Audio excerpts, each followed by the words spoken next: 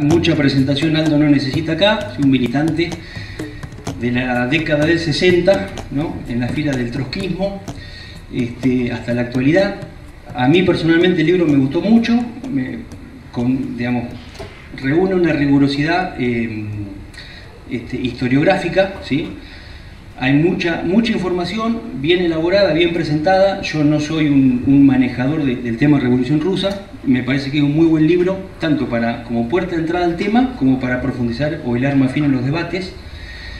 Me gustó mucho que tiene una narración histórica muy bien laburada, en donde los debates se van planteando desde los hechos y al final hay una dialéctica muy linda, cómo se va narrando el proceso histórico y con una perspectiva panorámica. Para nosotros es muy importante, son muy importantes estos momentos, estas actividades que desarrollamos, sobre todo en este contexto, ¿no? Donde de repente pareciera que es muy difícil hablar de la revolución, donde la palabra comunismo pareciera, bueno, que es un fantasma. Recuperar nuestros procesos históricos en clave de lecturas actuales nos parece, bueno, muy importante, así que agradecemos ahí la predisposición a organizar en conjunto, ¿no? esta presentación.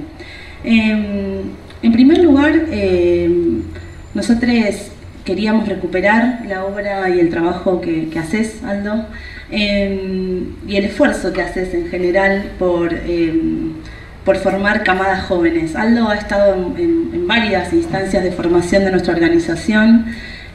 Particularmente, incluso compartimos, bueno, una experiencia que se llama Articulando Formaciones, que es una escuela de formación incipiente, donde entre varias organizaciones, bueno, hacemos el esfuerzo de hacer formaciones en común.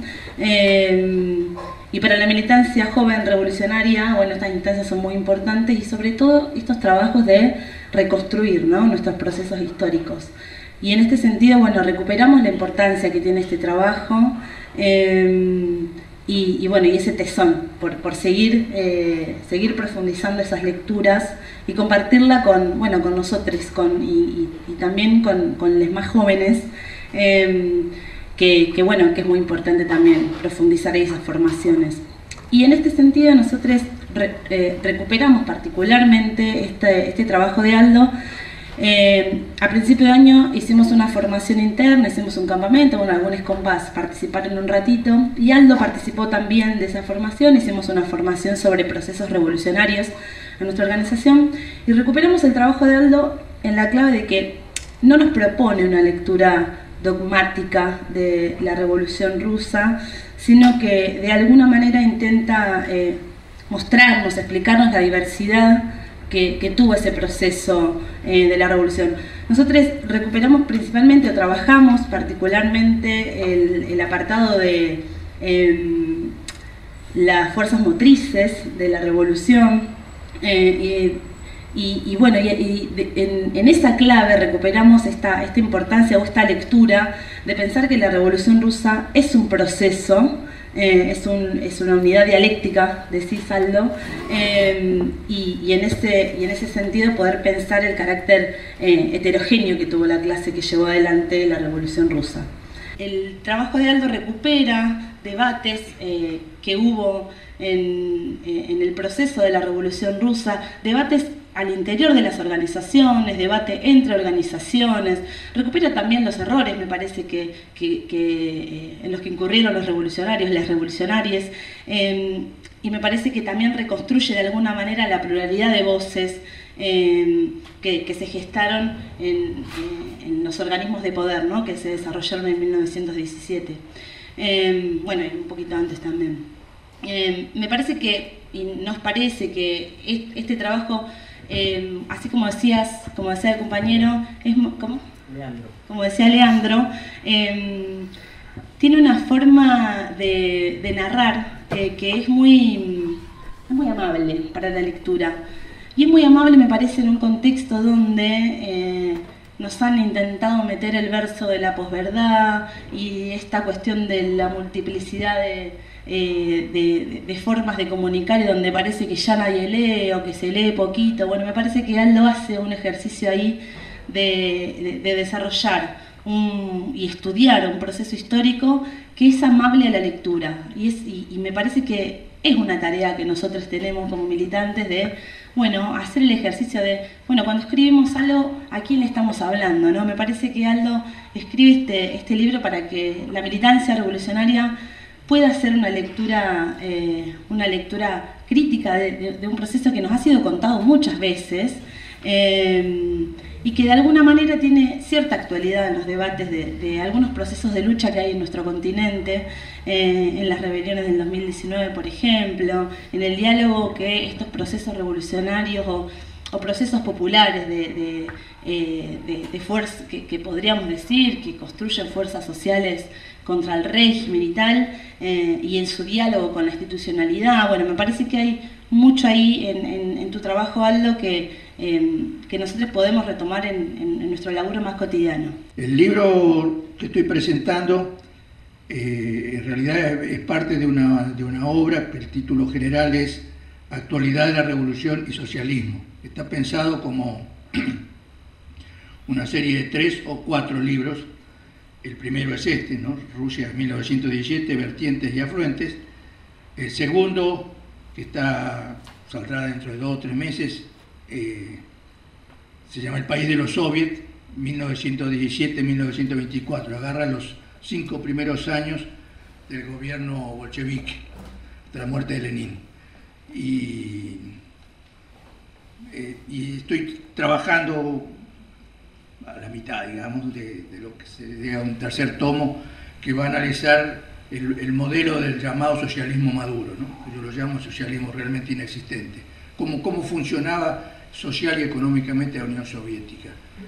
Que es una reflexión que sigue siendo útil, primero porque sigue siendo una gran incógnita, que fue ese Estado que marcó gran parte del siglo XX, pero que cobra nueva actualidad ahora, porque muchos de los problemas y reflexiones que suscita un examen crítico de lo que fue ese socialismo realmente inexistente, se replican cuando uno quiere analizar qué significa la República Popular China, es decir, un capitalismo dirigido por un partido comunista, ¿no? Entonces tiene una nueva actualidad esos debates.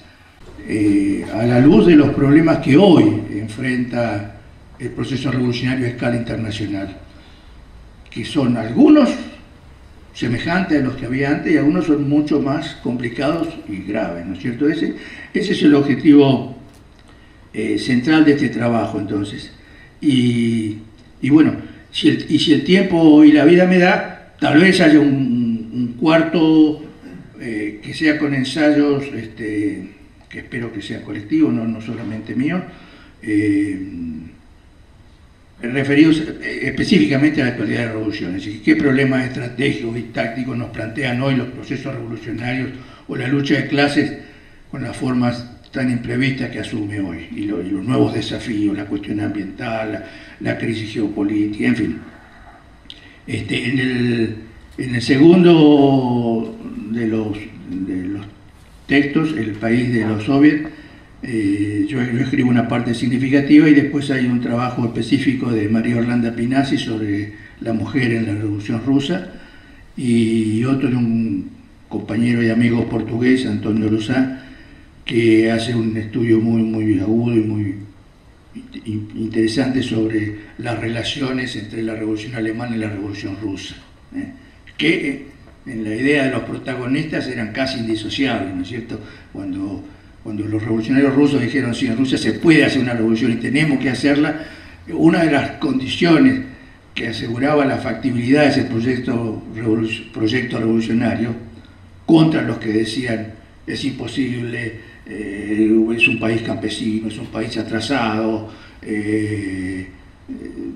Lenin decía, bueno, pero primero, bajo el capitalismo y con el zarismo y con la guerra imperialista, Rusia desaparece. Entonces no nos queda otra que hacer la revolución. Y además no será solo la revolución rusa, es la revolución rusa, la revolución de las nacionalidades oprimidas por el imperio zarista y la revolución proletaria en toda Europa, reaccionando contra la guerra. Las cosas no se desarrollaron exactamente de la misma manera, aunque la caracterización no era equivocada. hubo un proceso revolucionario en toda Europa, hubo una revolución en Alemania, se demoró un año, comenzó en el 19, pero en ese año la burguesía y la socialdemocracia reformista habían aprendido mucho. Entonces, cuando estalla la revolución en Alemania, la enfrenta con una táctica completamente distinta a la que habían utilizado o no habían utilizado en Rusia, y pudieron sofocar la revolución, ¿no? Bueno, entonces, ese es el proyecto. Subrayo esto porque es un trabajo histórico, trata de tener cierto rigor histórico, no inventar ni contar un cuento, pero está hecho desde una reflexión dirigida por los problemas que hoy tenemos y por la necesidad de examinar críticamente qué entendimos y qué aprendimos nosotros de aquella revolución que fue la más importante del siglo XX, y que, bueno, no hay nadie que discuta que si hay dos grandes hitos en la historia del movimiento obrero y el movimiento revolucionario internacional son la breve Comuna de París con sus 3 o 4 meses y la inmensa experiencia de la Revolución Rusa en 1917, que duró algunos añitos más, y que dejó marcas que marcaron todo el siglo XX, para bien y para mal, ¿no? El libro tiene ese carácter que subrayaba la compañera, no dogmático, de tratar de entender qué fue lo que pasó y qué hicieron y qué querían hacer aquellos revolucionarios, y tiene ese carácter porque es un libro que escribí en discusión conmigo mismo, ¿no es cierto? Yo empecé a militar en los años 60, que una de las primeras cosas que difundí en la Juventud Comunista fue el informe de Khrushchev al 20 Congreso del Partido Comunista, donde denunciaba el estalinismo. Después los textos en los que Khrushchev anunciaba que en 20 años superaban a Estados Unidos. Ya cuando Brezhnev dijo que estaba en el socialismo maduro y que ya se venía el comunismo, ya no estaba más en el PC. Pero aún mis críticas como trotskista estaban un poco atadas al objeto que criticaba, ¿no es cierto? Y entonces es un libro en la que discuto y corrijo mis propias apreciaciones sobre aquella revolución, porque es la única manera de conservar la vitalidad, ¿no es cierto? Hay dos dichos que a mí me gusta citar. Uno es los pueblos que renuncian al pasado renuncian al futuro. Si uno no es capaz de reflexionar sobre el pasado, difícilmente puede proyectar algo que signifique cambiar el mundo. Y la otra observación referida específicamente a Rusia, de un compañero francés que falleció hace pocos años, Ben Said, que decía, refiriéndose a Rusia, sí, la Revolución Rusa es una cuestión del pasado, pero no todos los pasados tienen el mismo futuro, ¿no?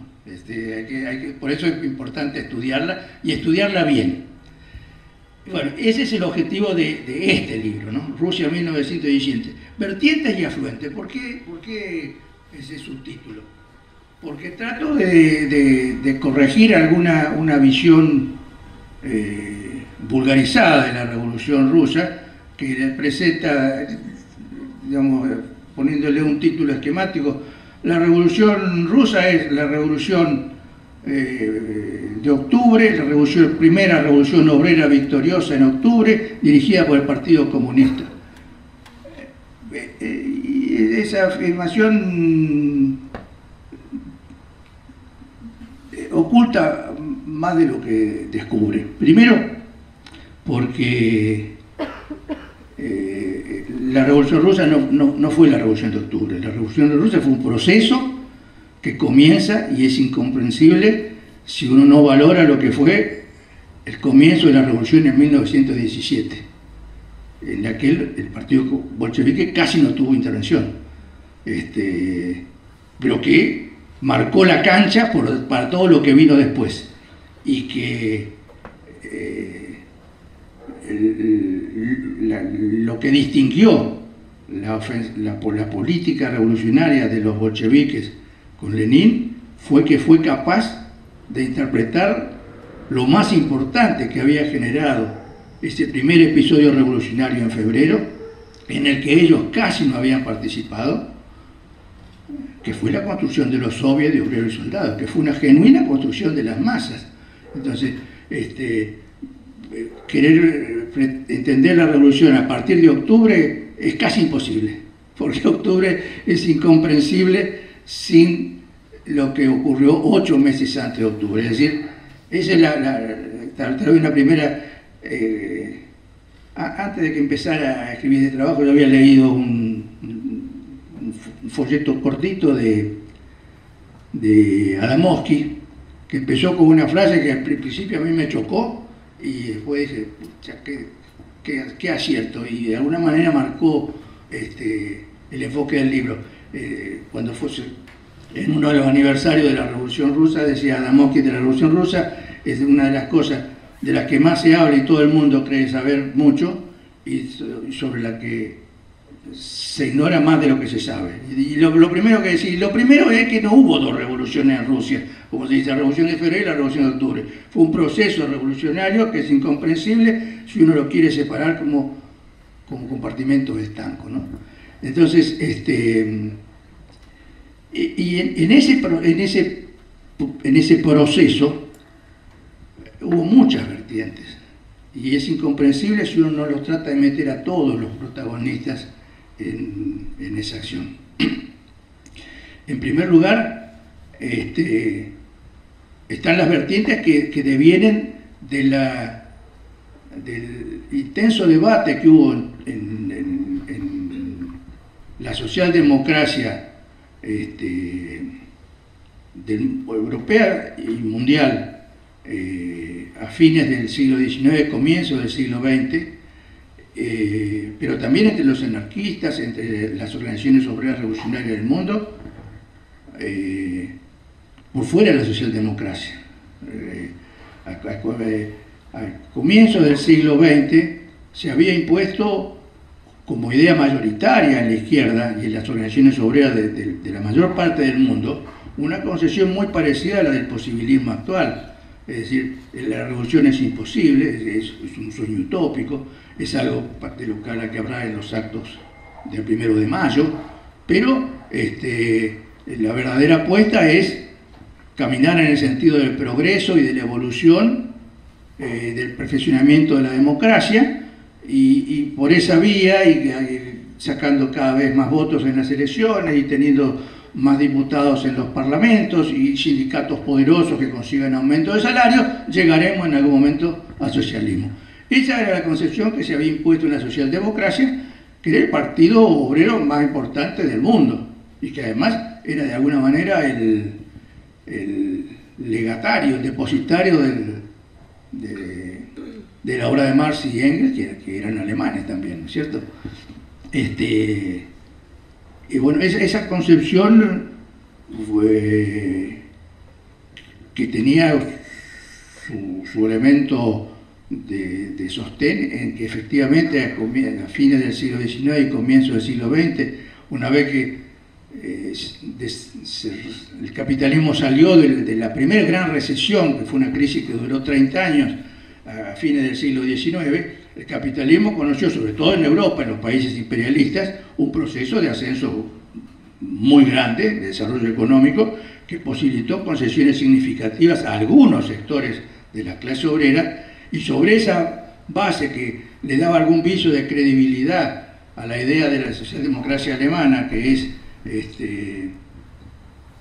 con paciencia, con trabajo, con perseverancia, combinando lucha sindical y lucha parlamentaria, vamos a ir cambiando la relación de fuerza y no va a ser necesaria hacer una revolución. Esa idea era la que dominaba, y en la perspectiva era de un desarrollo, de una evolución pacífica. La socialdemocracia estaba convencida que caminaba en el mismo sentido de la historia, y que la historia sola la iba a llevar a la victoria. Contra esa visión se levantaron voces muy minoritarias, pero muy importantes, que sostenían, no, la lucha, las condiciones han cambiado, pero la lucha de clases es más necesaria y más importante que nunca, y no hay verdadera lucha revolucionaria si no tiene la perspectiva de tirar abajo al capitalismo. No se trata de reformas parciales, sino un cambio total, es una revolución. Bueno, la bandera de la revolución pasó a manos de una pequeña minoría en la fila de la Segunda Internacional. Las figuras más importantes de eso fueron Rosa Luxemburgo en Occidente, en Rusia Lenin y Trotsky, que los dos eran socialdemócratas, pero no eran del mismo partido en realidad, porque el partido estaba dividido desde 1902, 1903, recién se unificaron en el 17.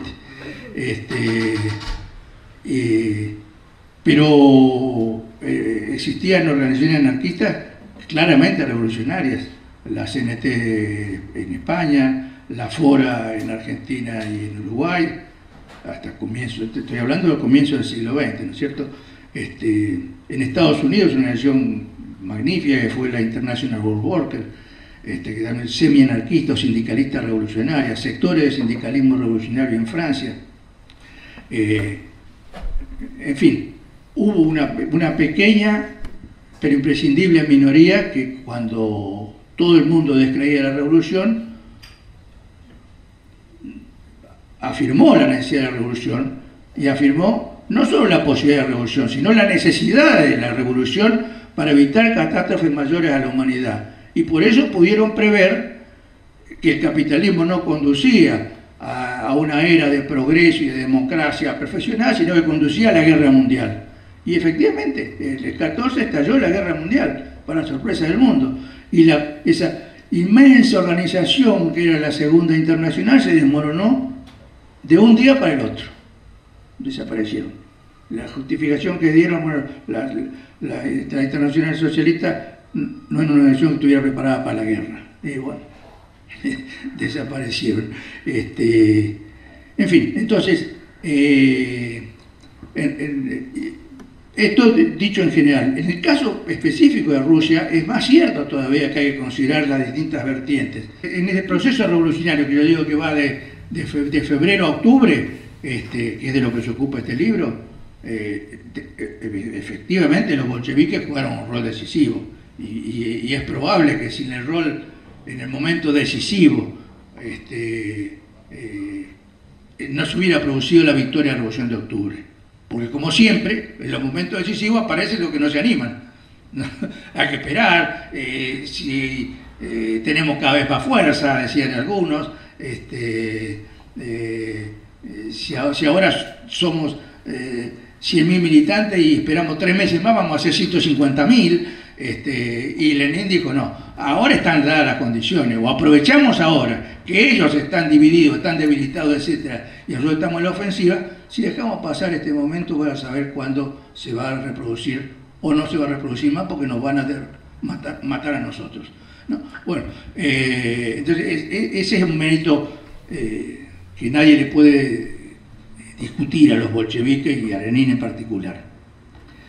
Pero tuvieron un rol decisivo los socialistas revolucionarios, que era una organización mucho más fuerte que los bolcheviques.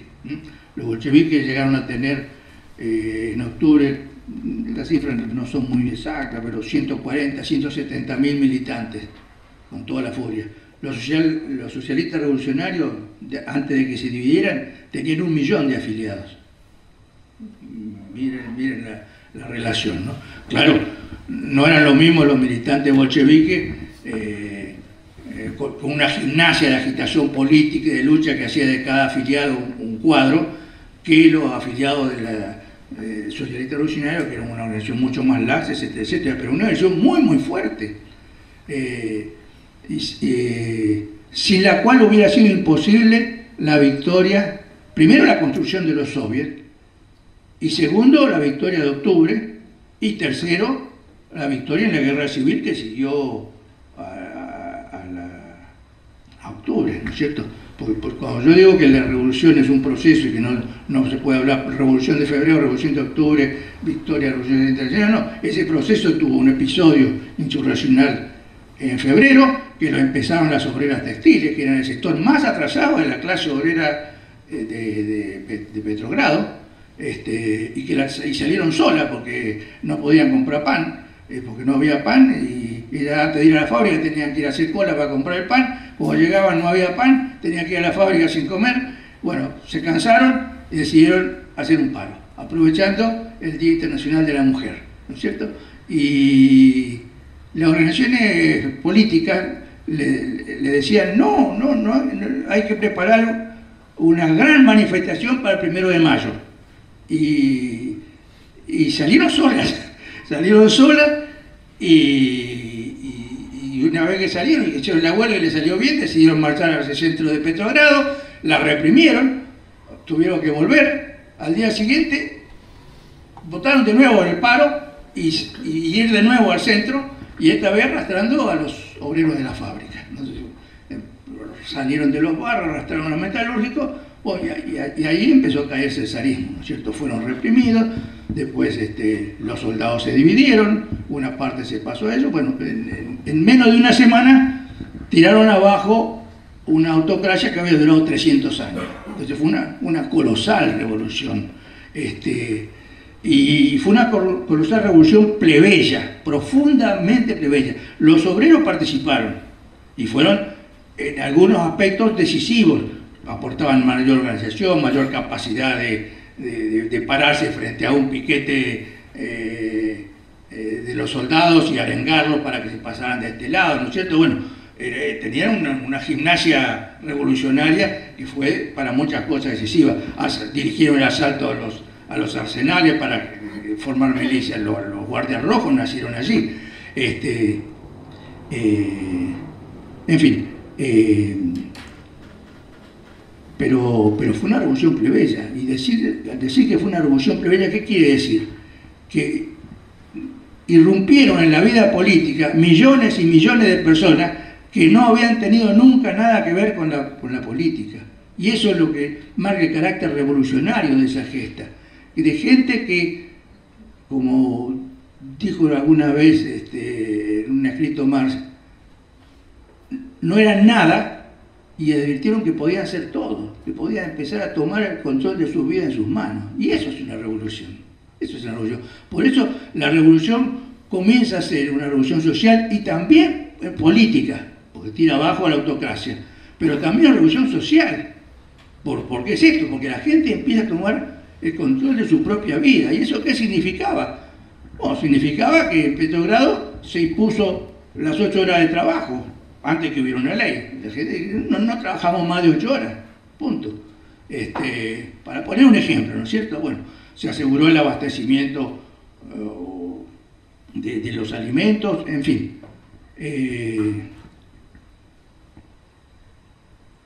Eso fue posible porque en febrero surgieron los soviets. ¿Los soviets qué eran? Los soviets quiere decir consejo, ¿no es cierto? Es una asamblea, digamos así en ruso. Ya habían surgido organismos soviéticos en un ensayo revolucionario anterior, en 1905. Y bueno, y al formarse ahora, cuando empieza la revolución, casi el primero o segundo día, se reúnen los representantes de los distintos grupos socialistas y deciden forman una comisión, llamar a la elección de soviets, ¿no es cierto? Y bueno, y se eligen, y en unas semanas surgen soviets que son centenares y centenares de delegados de las fábricas, de los barrios y de los regimientos. Porque los soviets de 1917 se llaman igual que los de 1905, pero no son exactamente igual. Hay algunos sectarios que decían, es casi una injusticia decirlo, pero bueno, Altamira escribió un libro sobre la Revolución Rusa y tuvo el tupé de decir que los soviets de 1917 eran muy inferiores a los de 1905 porque no eran puramente proletarios. Y porque estaban dirigidos por intelectuales. Se olvida del pequeño detalle de que, a diferencia de los soviets de 1905, los soviets de 1917 primero no nacían como una organización de resistencia, sino como una organización que había volteado a la autocracia, es decir, nacían de un triunfo colosal. Segundo, que estaban armados, porque toda la guarnición de Petrogrado, que era la guarnición militar más importante de toda Rusia, porque estaba cerca del frente, y todos los regimientos del frente tenían sus regimientos o guarniciones en Petrogrado, eran decisivas. Entonces nació con legitimidad política y con fuerza militar. En fin, y esa fue una construcción de las masas. Y eso refuerza también el carácter, la importancia de ese carácter plebeyo, porque en los soviets, se llamaban soviets de obreros y soldados de Petrogrado, más de la mitad, ampliamente más de la mitad, no eran obreros, eran soldados. Y los soldados, la mayoría eran campesinos uniformados, ¿no es cierto? Entre esos campesinos uniformados, la mayoría de los que tenían alguna formación política eran socialistas revolucionarios. Campesinos con alguna instrucción primaria, que entonces eran suboficiales además. Entonces fueron decisivos en la organización del soviet. Un solo detalle, después voy a pasar a otras cosas para no quedarme prendido en eso, pero que es muy importante. Es verdad que el soviet nace, tira abajo a la autocracia y surge la discusión qué hacer, ¿no es cierto? Los mencheviques, los socialdemócratas reformistas dicen, esta tiene que ser, Rusia no hay condiciones para el socialismo, es una revolución burguesa, entonces tiene que gobernar la burguesía, nosotros no podemos hacer cargo de un gobierno burgués. Entonces, con un argumento de izquierda, dicen que asuma el gobierno la burguesía. Los socialistas revolucionarios algo parecido, ¿no? La mayoría, ellos ya estaban divididos, había una a la izquierda que tenía otra posición distinta, pero la mayoría dice lo mismo. Más bien diciendo, no hay condiciones del movimiento popular, hay que asegurar un gobierno de unidad nacional del que es imprescindible que forme parte de la burguesía liberal de Rusia. Y los soviets ven a sus dirigentes, a los que conocían como dirigentes, que dicen tenemos que apoyar al gobierno provisional. Que cuando surgieron los soviets, los burgueses liberales salieron corriendo y se reunieron en otra ala del mismo edificio para formar un gobierno provisional, porque si no el poder quedaba en manos de los soviets, por default, como se dice, ¿no es cierto? No había otra cosa que eran los soviets. Digo, no, formemos un gobierno provisional. Y metieron al frente a uno que de apuro se afilió a los socialistas revolucionarios, que era Kerensky, que era un diputado que había defendido en un juicio a Lenin cuando lo habían metido preso unos años antes. Más que socialdemócrata, un liberal. Entonces efectivamente el soviet acepta apoyar al gobierno provisional con una fórmula curiosa que decía en tanto y en cuanto, que en ruso tiene ese juego de palabras, tiene un sonido bastante gracioso, que decía, lo apoyamos en tanto el gobierno haga lo que nosotros queremos que haga, ¿no? Ese era el apoyo condicional. Pero al mismo tiempo que votan eso, el mismo día y con poquita hora de diferencia, se reúnen los soldados, el soviet funcionaba para alguna cosa común todos juntos, y para alguna cosa específica se reunían por un lado los delegados de los soldados y por otro lado los delegados de la fábrica. Se reúnen los soviets de los soldados, se forma una comisión y Trotsky lo relata varios lo relatan muy en términos casi iguales. En una pieza llena de humo, porque todos fumaban, un olor debía haber, porque varios días sin bañarse, se ponen a uno en una mesa y dice, bueno, toma nota que vamos a sacar el primer decreto. Y sacan el prikaz número 1, fue el primer decreto del soviet de Petrogrado.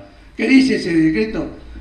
Las unidades militares de Petrogrado no deben obedecer ninguna orden que no tenga el visto bueno del soviet de Petrogrado. ¡Pumba! Liquidaron al ejército.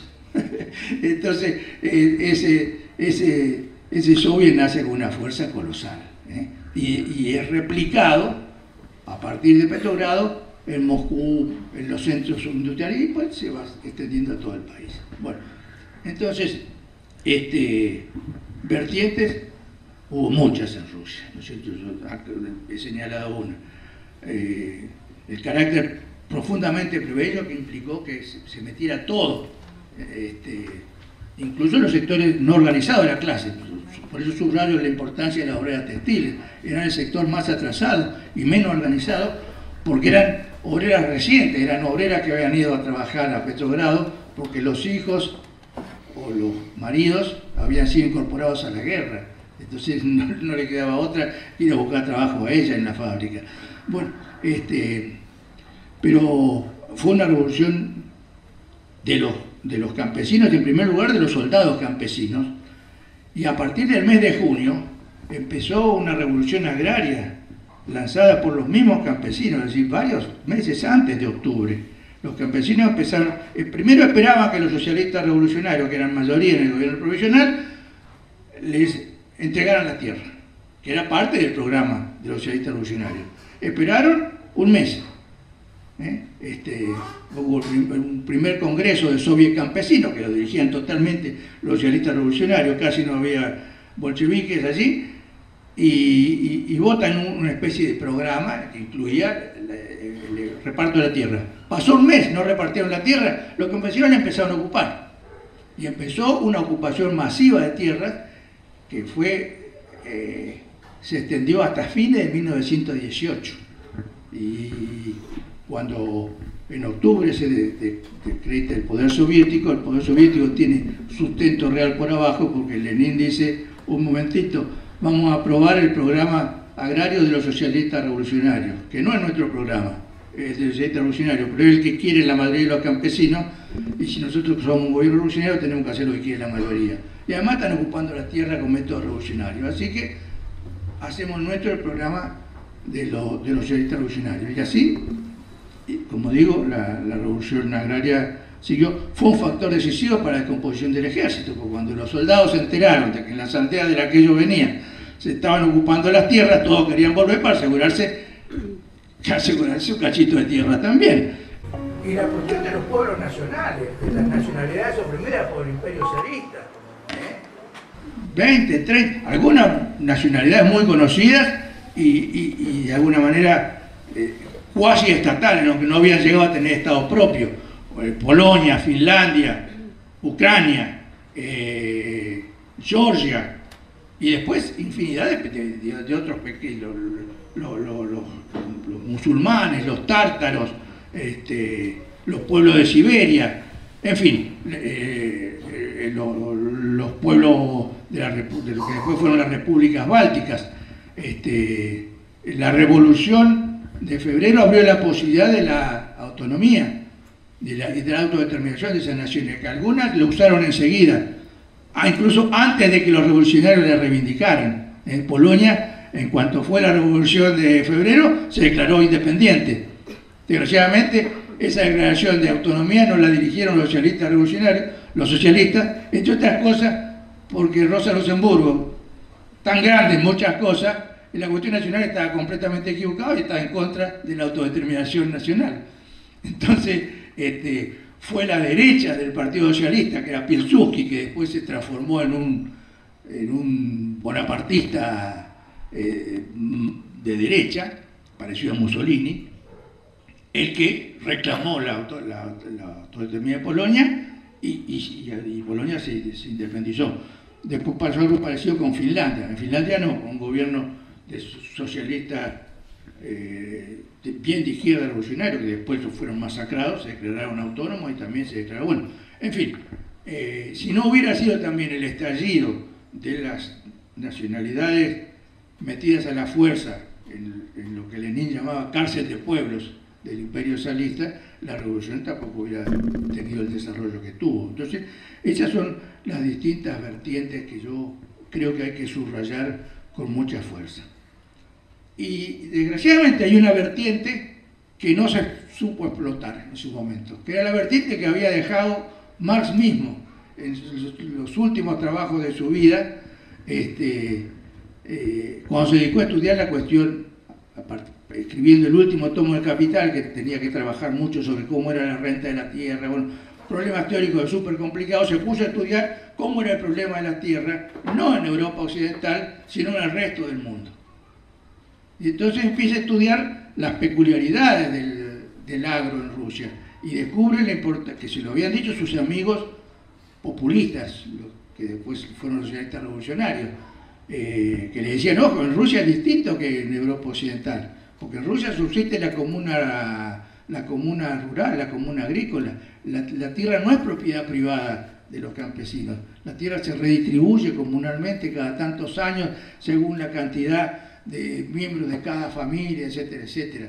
Y está prohibido venderla y comprarla.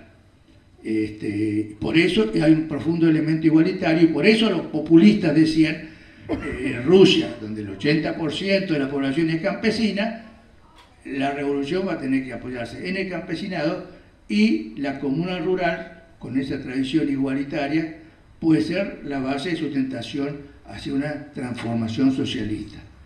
Más, después de estudiar el problema, y lo estudió bastante tiempo, como lo hacía Marx, aprendió ruso y estuvo un año leyendo los textos de los populistas y los documentos oficiales, etcétera, hasta llegar a una conclusión, y dijo, después de estudiar el problema, creo que tiene razón los populistas. Contra Plejano, que era un discípulo de él, que había sido populista y que se había hecho marxista, y estaba en contra de ese, que decía, no, la comuna rural atrasada ya no tiene ninguna importancia, el capitalismo es un factor retrógrado porque se opone al avance del capitalismo en el campo. Caramba, eso para Marx era un mérito. Oponerse al avance del capitalismo en el campo con criterios igualitarios hacía que esa organización, que efectivamente en muchos aspectos era poco productiva, y además de ser poco productiva, tenía elementos retardatarios brutales. El atraso de Rusia, efectivamente, Rusia es muy, muy atrasada. Si en todo el mundo existía el patriarcado como un problema, el patriarcado en el campo ruso era brutal. Los dichos sobre las mujeres y cómo habían tratado a las mujeres, bueno, son irreproducibles. Eso era parte de la realidad. La comuna rural tenía elementos igualitarios, algunos realmente antisistémicos, como era que la tierra no era una mercancía y no se podía ni comprar ni vender. Y allí también a los que desobedecían los usos y costumbres consuetudinarios donde podían, los mataban, como solían hacer las comunidades indígenas en Perú o en Bolivia. Si de la tierra comunal alguien quería vender su propiedad para irse a la ciudad, por ejemplo, y la comunidad no lo permitía, ¿no? Bueno, esos aspectos coexistían, como digo, con el más inmenso atraso. Pero Marx dijo, si el capitalismo no termina de liquidarlos, y eso lo escribió en el último texto que elaboró él, que fue un prólogo a una nueva edición del Manifiesto Comunista en ruso. Fue el último texto que se publicó de él en vida. Y él incluye un párrafo que dice, hoy la vanguardia de la revolución en Europa es Rusia. 1881, 82 creo que fue. La vanguardia de la revolución es Rusia. Y en Rusia, a diferencia de Europa Occidental, subsiste la comuna rural, la ochina. Y ese que es un obstáculo al avance del capitalismo y que tiene criterios igualitarios. Si coincide con una revolución obrera y con el desarrollo de la revolución internacional, la comuna rural y el MIR pueden ser la base de la regeneración social y moral de Rusia. Eso lo escribió Marx. Y los marxistas rusos se olvidaron de eso. Y no hubo ni Lenin ni Trotsky que se acordaron de ese tema. Ellos pueden decirte que no conocían las cartas Veras Azulis, que ahora son muy famosas, pero se publicaron en 1924 o 1925. Es decir, Lenin es muy probable que no las haya leído nunca. El que las conociera Plejano, pero las cajoneó, ¿no es cierto? Pero bueno, pero el manifiesto comunista lo habían leído todo y seguramente lo habían vendido todo. Se olvidaron de eso, lo que ilustra los peligros de las luchas fraccionales. El Partido Socialdemócrata Rusia nace el mismo año que se funda el Partido Socialista Revolucionario, que eran sus competidores más fuertes. Entonces los socialdemócratas decían, no son socialistas, son campesinos, no les importa nada, o son liberales, etcétera, etcétera. Efectivamente, había liberales, pero era una nación que era parte de la Segunda Internacional. Ellos nunca la reconocieron como socialista, ni la reconocieron influencia. Y tenían mucha más influencia que ellos, lo cual seguramente los hacía más furiosos en su polémica con ellos. Y entonces se olvidaron del Consejo de Marx. Y la consecuencia de eso fue que después del gran acierto de Lenin, que dijo, adoptamos el programa de los socialistas revolucionarios, e incluso hicieron un gobierno de coalición con los socialistas revolucionarios, cosa que casi nadie suele recordar, que fue el momento más brillante de los primeros meses del gobierno bolchevique, y gracias a eso pudieron disolver la constituyente sin ninguna protesta popular, porque los socialistas revolucionarios de izquierda estuvieron a favor de disolver la constituyente, hicieron un gobierno de coalición que duró 4 meses y en realidad duró casi 6 meses. Pero una vez que se rompe la coalición, por una serie de razones que voy a tratar en el segundo volumen, los bolcheviques volvieron a una política agraria completamente equivocada y quisieron imponerle a la fuerza la colectivización del campo, los kolkhozes, lo que después hizo con brutalidad extrema en el 32, 33 Stalin. En su momento lo amagaron a hacerlo algo parecido cuando comienza el comunismo de guerra, empieza la guerra civil en 1918, pierden la confrontación con Alemania, los bolcheviques, y los alemanes se quedan con Ucrania. Y Ucrania es el principal productor de trigo. Y entonces llegó el hambre a la ciudad. En la desesperación, los bolcheviques tiraron a la mierda el programa de los socialistas revolucionarios, mandaron a los ejércitos rojos a requisar todo el trigo que hubiera en el campo y se enfrentaron con el conjunto del campesinado. Y dieron por muerta la tradición de la comuna rural, cuando todas las estadísticas confirman de que en el año 1918 la casi totalidad de las tierras que habían recuperado los campesinos la habían puesto bajo el régimen de la comuna rural, es decir, que no admitía la propiedad privada de la tierra.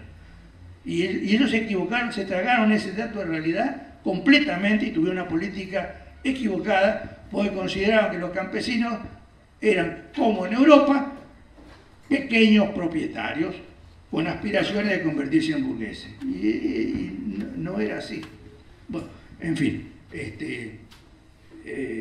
vertiente y afluente. Esa vertiente que existía se secó antes de que la aprovecharan ellos. Por eso es importante revisar la historia con cuidado, ¿no es cierto? Y revisando incluso lo que dicen los maestros, porque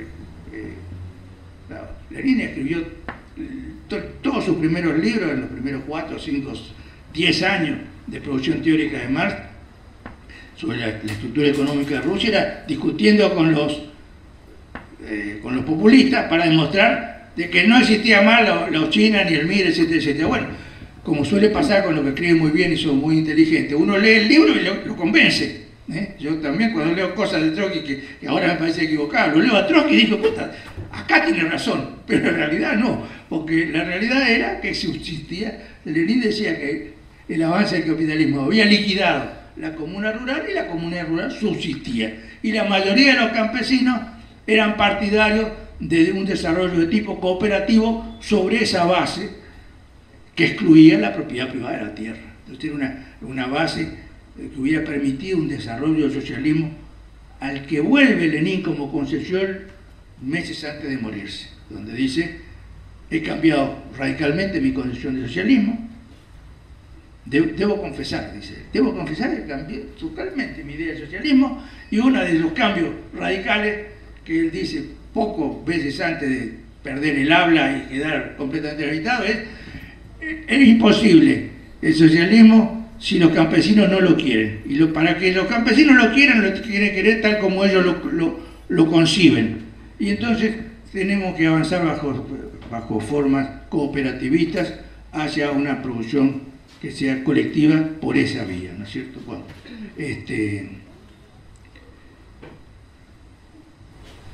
esto es, con esto me parece que da una idea más o menos precisa de para dónde va la investigación que hice en este libro. No quiero entrar en detalles, entre otras cosas para que lo lean. Pero subrayo eso, que, por ejemplo, para mí fue un descubrimiento cuando lo escribí, y por eso lo tuve que escribir y reescribí varias veces, porque avanzaba y tenía que corregir lo que había escrito antes. Fue un descubrimiento la fuerza y los aciertos parciales de los socialistas revolucionarios, y una figura legendaria como María Espiridonova, que era la dirigente del ala izquierda de los socialistas revolucionarios, una figura de una dimensión descomunal y que después fue ignorada completamente. Ellos cometieron, porque todos los protagonistas, yo digo, no fueron solo los bolcheviques, pero tampoco fueron los bolcheviques los únicos que cometieron errores. Los socialistas revolucionarios cometieron un error imperdonable, que les costó la vida a muchos de ellos y que costó que la organización desapareciera, cuando desesperado porque Rusia no pudo resistir el avance de las tropas alemanas y Rusia se vio obligada a firmar un tratado humillantísimo, como dijo Lenin, aceptando las condiciones que le imponía Alemania, una de las cuales era entregar toda Ucrania para subsistir, y Lenin dijo, esto es una derrota, es un paso atrás, pero no tenemos ejército, así que, y los otros le argumentan, no, pero es una traición al socialismo internacional, no me den argumentos, denme soldados, si no tienen soldados tenemos que firmar la paz. Y bueno, después de quedarse solo varias veces en el Comité Central, la última, cuando los soldados estaban alemanes casi entrando a Petrogrado, Lenin dijo, bueno, se acabó la discusión. Si no se firma la paz, renuncio a CC, me voy a la base y vamos a ver, entonces vamos a contar los votos de nuevo.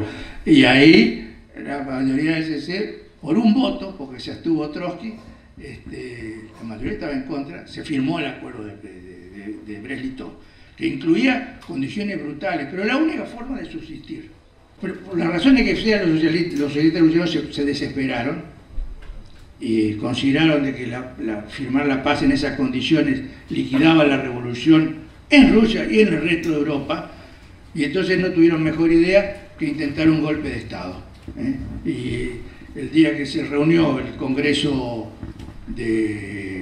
el tercer congreso de los soviets, ya eran unificados, de obreros, soldados y campesinos, en el que ellos quedan en minoría, no tenían esperanza porque el partido bolchevique estaba dividido, más de la mitad estaba en contra también de la paz, hasta ese momento. Pero una vez que se impuso la posición de firmar la paz, la mayoría se disciplinó. Entonces llegan al Congreso, las votaciones previas en todos los soviets de toda Rusia daban mitad y mitad, llegan al Congreso y pierden. Posiblemente la mesa de mandato de los bolcheviques haya manipulado un poquitito la cantidad de delegados, entonces tenían menos delegados de los que ellos creían que les correspondía, y posiblemente fuera cierto. Lenin dice, no es que les hagamos trampa. Ustedes quieren seguir la guerra y la mayoría de los campesinos que son su base no quieren seguir la guerra. Eso explica que sea minoría. Sea cual sea la razón, porque le hicieron trampa o no, se pusieron locos y después del primer día de esa noche se reunieron, terminan la primera sesión y deciden dar un golpe de Estado. Y deciden dar un golpe de Estado aprovechando de que ellos se habían retirado del gobierno, pero el segundo jefe de la Checa era socialista revolucionario y la Checa tenía 2.000 efectivos armados en Petrogrado, y en ese momento el regimiento que apoyaba al gobierno, que era el regimiento de los letones, muy fuerte y muy combativo, y ese sí, claramente bolchevique, por una fiesta nacional se habían ido a chupar. Entonces, ellos deciden dar el golpe, teniendo 2.000 fusiles de su lado y Lenin sin nada en el Kremlin. Y entonces, efectivamente, lo meten preso al secretario, al jefe de la Checa, toma su cargo el segundo, sacan las tropas, ocupan el correo, las estaciones y sacan un comunicado. Eso demuestra que era un golpe completamente irresponsable. Si hubieran tomado el Kremlin, van a saber cómo hubieran sido las cosas. Lenin escribe, ¿cuántas horas podemos resistir? Y una noche puede ser que sea, pero no atacaron el Kremlin. Se fueron, tomaron el correo y sacaron un comunicado. Hay que seguir la revolución internacional por la victoria del socialismo, etcétera, etcétera. Bueno, al día siguiente volvió el regimiento de los letones, que tenía más fuerza militar y más entrenamiento. Se reúne para el segundo día los delegados del Congreso de los Soviets, llegan los letones, meten preso a todos los delegados socialistas revolucionarios, recuperan la Checa, todo. Bueno, se acabó el Partido Socialista Revolucionario, una tragedia, una verdadera tragedia. Después hubo un momento que reaparecieron, etcétera. Cuando empieza la guerra civil, todos los socialistas revolucionarios se incorporan al Ejército Rojo y juegan un rol destacadísimo, pero como partido desaparecieron, ¿no es cierto? Entonces,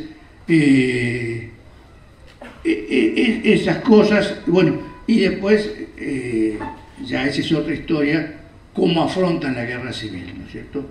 Y qué medidas se ven obligados a tomar, qué consecuencias esas tuvieron, etcétera, hacia otra parte de la historia. Para cerrar, lo que yo subrayo sobre todo acá y lo que creo que queda como principal lección es, primero, que los procesos revolucionarios son siempre, incluyen siempre, no como elemento accesorio, anecdótico o folclórico, sino como elemento decisivo, creaciones originales del movimiento de masa. Los soviets, tal como fueron en Rusia, no podían surgir si no era con esa tradición que se remontaba a los soviets de 1905, pero también a la tradición del populismo, del anarquismo, del terrorismo, en fin.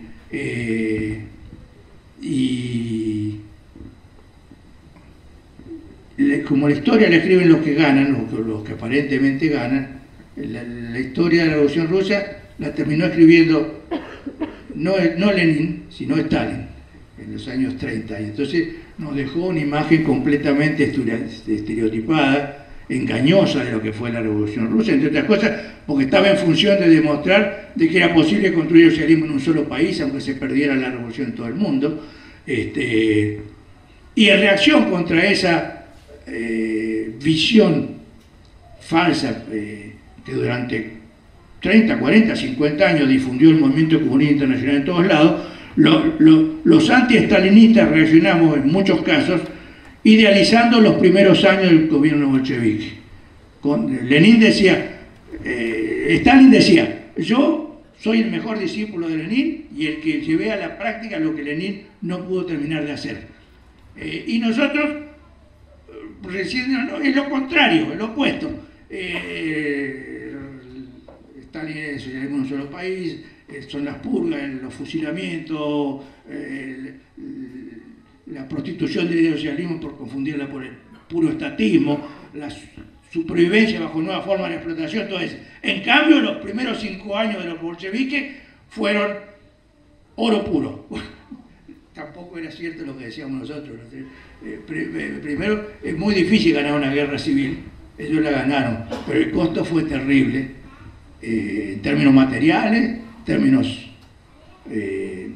económicos, en términos humanos, en términos de cansancio físico y moral. Después de 3 años, 4 de guerra mundial, 2 o 3 años de guerra civil, que fue de una brutalidad, de un salvajismo brutal, las masas estaban cansadas, y la victoria militar del Ejército Rojo, en lugar de abrir un capítulo de nuevo ascenso revolucionario, mostró que comenzaba un reflujo del movimiento de masas. Y a ese reflujo el partido reaccionó con una política equivocada. Bueno, si la clase obrera no es capaz de sostener la revolución, la vamos a sostener nosotros solo con el partido. Y ahí aparece la concepción claramente sustitutista de que no se puede, pero que tiene consecuencias teóricas, porque ellos, una vez que llegamos a esa conclusión, le pretendieron dar base teórica, y entonces llegaron a decir en el año, por primera vez lo escribieron en 1920, la dictadura del proletariado solamente se puede entender y concebir como dictadura del partido. Bueno, entonces, ese error se cometió. Lenin después hizo, Stalin después hizo dictadura terrorista del partido y más que del partido, de un grupúsculo que asumía la totalidad del poder del Estado y del partido, ¿no es cierto?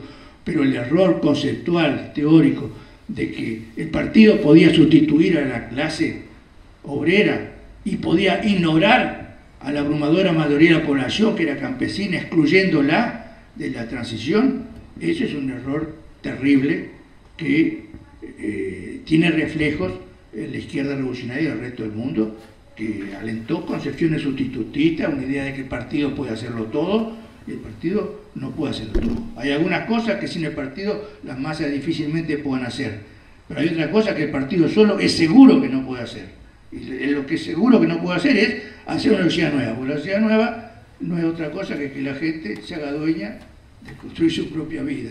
Y si vos le decís que no es capaz de hacerlo, que por eso lo va a hacer el partido, renunciaste a la transición socialista. Bueno, esos son los desafíos que planteo para pensar en este libro.